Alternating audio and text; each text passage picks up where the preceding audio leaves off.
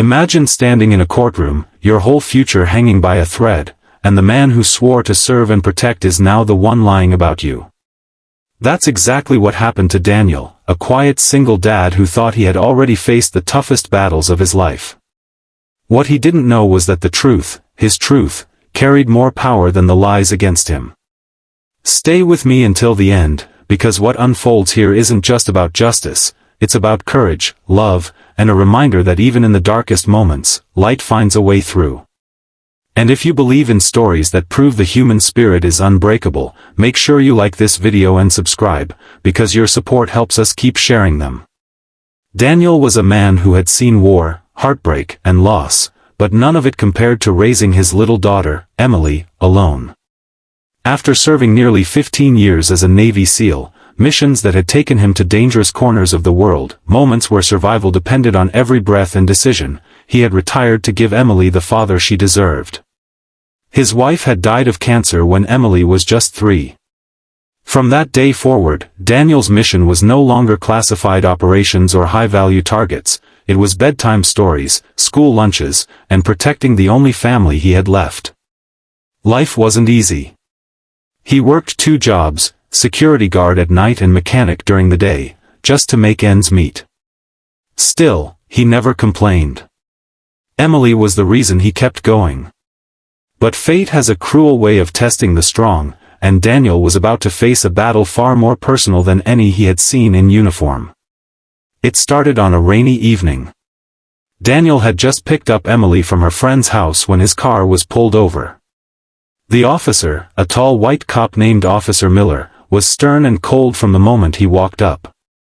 Miller accused Daniel of running a red light, but Daniel knew he hadn't. He tried to explain calmly, his military discipline keeping him respectful, but Miller's tone grew sharper, more suspicious.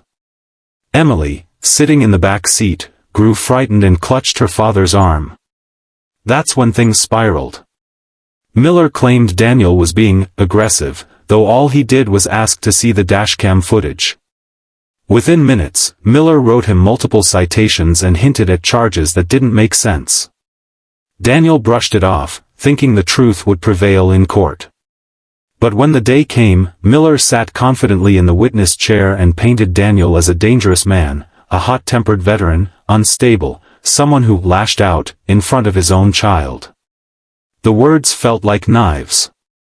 Daniel could see the judge listening intently, could feel the jury's unease.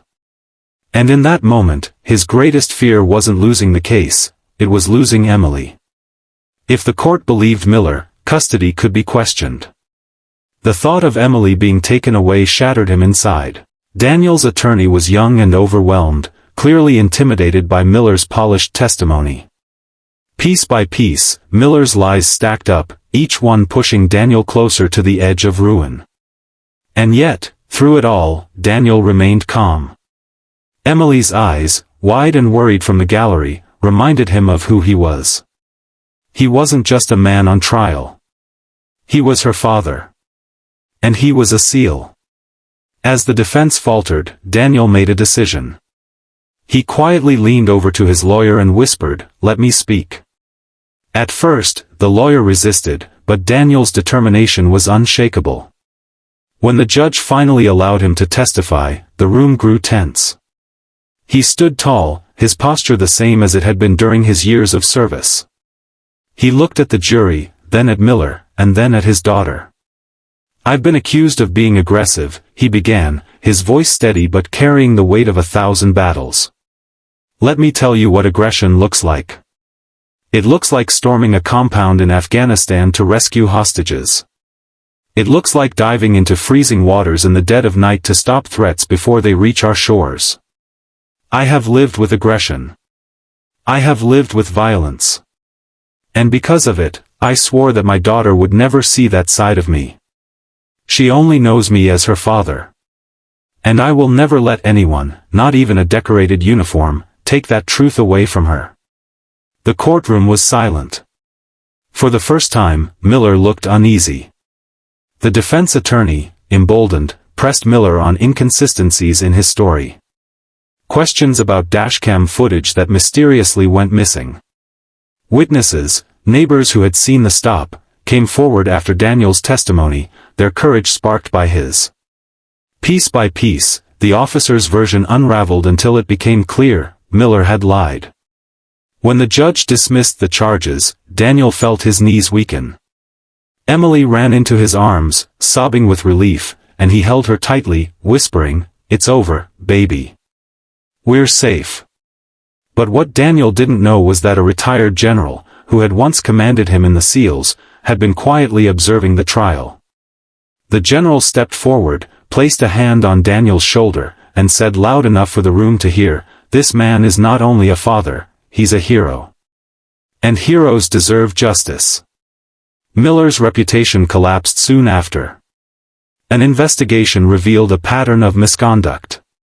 The officer who had tried to bury a good man under lies found himself facing the consequences he thought he'd escape. Daniel, on the other hand, didn't walk away bitter.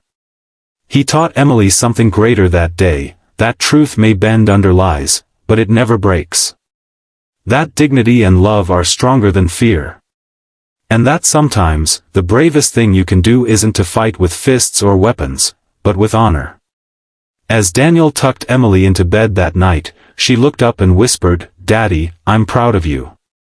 Those 4 words meant more than any medal, any recognition, any victory he'd ever earned.